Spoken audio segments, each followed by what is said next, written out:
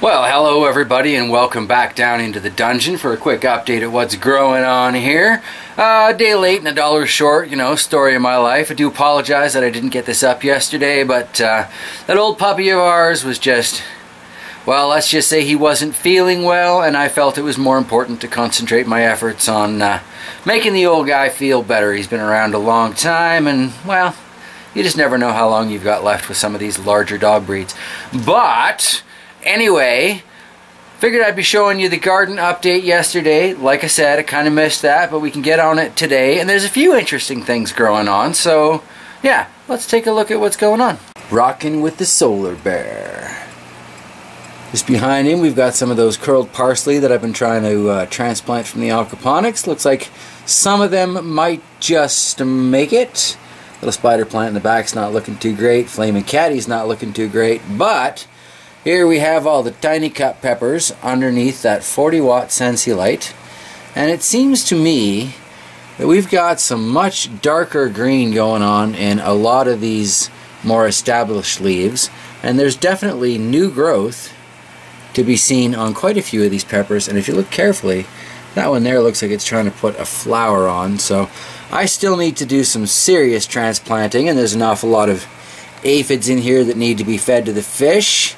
But I'm on that every couple of days, so eventually I'll get them under control. Never really eliminate them, but hopefully under control. And over here we've got the Tiny Cup DWC. Now these peppers are not doing well. This is the 15-watt Sansi bulb there. Got it wiggled out of place a little bit, but the kale that are slowly taking over this system do seem to be doing fantastically well. They are, of course, getting ravaged by the aphids, but they're easy enough to brush off of those broad leaves. But these pepper plants, these guys are not looking well at all, and I had such high hopes for this when I started. So not quite sure how many of these are going to make it, if any of them do make it. The super tall one that used to be right here got transplanted out. I'll show you that in a minute here, but it does not look good for these peppers. These peppers looking great. These peppers, not so much. Down here we've got the pitcher plants growing up towards the light. This thing, it's dying, it's fine, it's dying, it's fine. I don't know what's going on with it, but hopefully we'll get some new pitchers on here soon. Would be nice. Definitely some new growth coming up there. Let's take a look at the Darwin Table. And I guess down here we'll start with the seed starting tray on the warming mat. We actually have a few varieties that are already popping up. I believe, let's see if I can remember, the Bhutlah Scorpion, some Devil's Tongue Yellow, and Bhutlah Chocolate Habanero, I think, are the three varieties that are sprouted up over all of these cups. So that's not bad. It's only been 2 weeks. And over here we've got that one that was the super tall pepper in the DWC. Look at that, leaves are just falling off. But transferring things from a hydroponic system or aquaponics, like I've said before, into soil can be really, really tricky. And this situation's kind of a experiment anyway. But I have an old, I think this is a jelly bag. It's been abused in the fish tank for quite a few years. I figure, what the heck, I'm going to fill this with soil, use it like, well, one of those cloth pots, and we'll see how it does for a small stage plant. This thing had some massive roots on it, so hopefully I got enough water into that it will live through the transition period, but I'm not really holding my breath. This is another one of the peppers that was in that, really not looking good. Over here though, not too bad. This is one of the question marks. It's a random compost pepper. Still have no idea what, if any, fruit this may give me, but the plant itself is looking nice. And then the Ahi Fantasy back here. Look at that, we've got some, move it forward here. Got some definite discoloration on the leaves. Should look into that. I am giving this basically just fish water when I water it, but occasionally a little bit of the general hydroponics nutrients when I do mix up a batch for those. So far it's still alive, so I mean I take that as a good thing. And back here we've got the Ahi Guyana, Just move this out. That rear angle's not so great since I put those extra lights in, but the plants sure are loving it. So, got quite a few little flower starts on this puppy, and that I think is pretty much just since I put those lights in. So that can't be a bad thing. Doesn't look like they're going to be big flowers, so therefore I don't think they're going to be very big peppers. But hopefully it's got enough room for root production. And this is basically like a double cup. There's room in the bottom of the jug that the roots can spread out when they finally get down to that point. But hopefully this will produce. I've yet to actually try an ahi Guyana pepper. Whew. Okay, then up here we've got one of the hydroponic setups.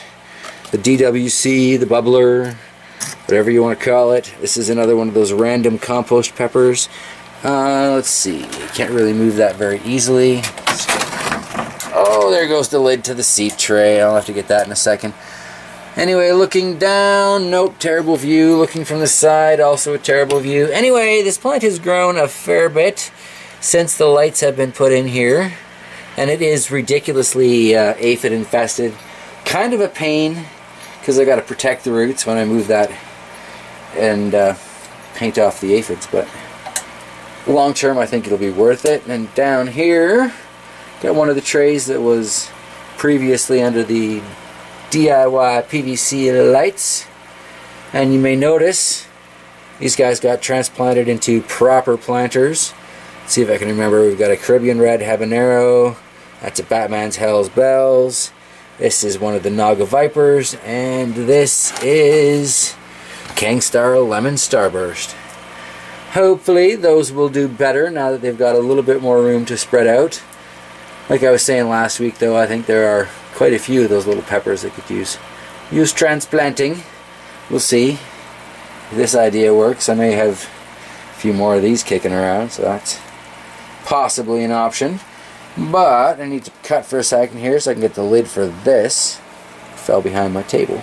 And then of course, turning that little bit from the Darwin table, we can check and see how the goldfish are doing. You're seeing me hanging out down here playing with the little peppers going, where are the aphids, man? Where are the aphids? We'll get to you in a minute though, fishies. Your snack will be coming right up. Then under the Mars. I have been thinking quite seriously about rearranging this aquaponic garden. I'm not entirely thrilled with the setup, and frankly I don't need quite so much mint out of this deal. I'm thinking if these two mint ones go on either end, and then maybe I put these two sages in the middle, they'll be growing straight up at the light and I won't have this curving off to the side issue. Not quite sure what to do with these tomatoes. Clearly they're not in large enough planters. I mean, look at that one. That poor plant. But I wasn't really convinced that I was going to keep them in the first place. I don't know. Dungeon tomatoes. I'm not convinced this is a good idea. But I let them grow anyway because I just don't want to kill them. Speaking of killing things, just barely see them here, but some of these parsleys dying off after being rearranged and so rudely pulled up. But there's some new growth in the middle of a couple of them, so I'm hopeful they'll hang on, fight it out. You can do it. This mint is just crazy though. Aquaponics and mint, it's a great plant choice if you're just getting started. I tell you what, just don't let it go crazy, because it will, and it'll go out of control crazy while it does it. So yeah, there is that. And I guess that just leaves us with the little low-hanging fluorescent light garden, a few hanging on type peppers there. Ultimately, I think the best plant for overwintering was the mouse melon until a couple of days ago, and I went and tried pulling out all the little brown dead stuff in there. Apparently I got something that was important, because now I've got a whole lot of wilted green stuff, but I didn't kill everything, so I'm just going to let that come back and do its own thing, and I'll just stop pruning it, leave well enough alone. This is Caribbean Red habanero that's in the DWC bucket. Got some nice root length on there. I mean, the one set of roots is quite dark, but the new stuff, like since it's been in this bucket, lots of side shoots on those roots and nice and clean. So I think it's just the old roots dying off as the plant adjusts to the new system. The El Oro de Ecuador here, I still haven't decided if this is gonna make it till spring or not. Just a couple more months. Hang on, little buddy. Sugar Rush Cream. Yeah, that one's been on the verge of dying for quite some time too. Same as that MOA Scotch Bonnet over there, but somehow it's hanging on, so I can only hope that it will live long enough to make it back outside. The Yellow Scorpion there, that guy, that one right there, pretty sure that one's going to end up in the compost. But that is how it goes. Rearrange things a little bit over here in the houseplant end of things. Got that little red one now with the flaming caddy and the spider plant. It's back in the corner. Doesn't need a whole lot of light. I thought the little band-aided Dieffenbachia could probably use the light a little bit more. So that's what's going on there in the coffee plant. This one here in the red bucket, we've got some new growth in the top. But ultimately, I think I need just kind of a light, maybe at the top of that piece of plywood, shining down just on these guys. I'll probably get much better results out of those trees then. Speaking of trees, hawthorns still surviving. Still surviving. Got the March snow to get through, and then I should start seeing the ground in April. So come July, maybe I can plant those out. Maybe even June. We'll see. We'll see. Oh, excuse me. The trough of spider plant down there with the Enterprise, still doing just fine. This little mint here, this thing has suffered and then done fine, and then suffered and done fine. Seems to be swinging back towards the doing fine, but again, it's another one of those plants that I'm just not holding my breath on that, nor am I overly concerned, because you saw the mint in the aquaponics, so we're not exactly running out anytime soon, you know? So that's just kind of a quick look at what's growing on down in the basement. Didn't look at the new AeroGarden yet today, but I will give you kind of a spoiler alert. I'm starting to see little bits of green coming up in the thyme and the Thai basil already. They haven't broken out over like the surface level yet, but they are starting to be evident as green sprouts inside that little peat moss. I don't know, I still want to call them pucks, but I guess pods really what they are. So yeah, I'll be doing an update on that in the next couple of days. And then I got tagged by Brother Trollforge in this origin of your name thing, so hopefully I'll get that up in the next couple of days. It's nowhere near as interesting as his story. You should all go check out Trollforge Troll Farm, his channel, and check out his videos. Quite an interesting story behind his name. Mine, yeah, not so much, but I will get that response video up in the next couple of days. Don't worry about it. I guess that's just about all there is to it, really. So yeah, look for the origin of the name video in the next couple of days, and look for an AeroGarden update video in the next couple of days when those herbs have actually broken up above the surface level. And I guess until then, take care of yourselves, everybody.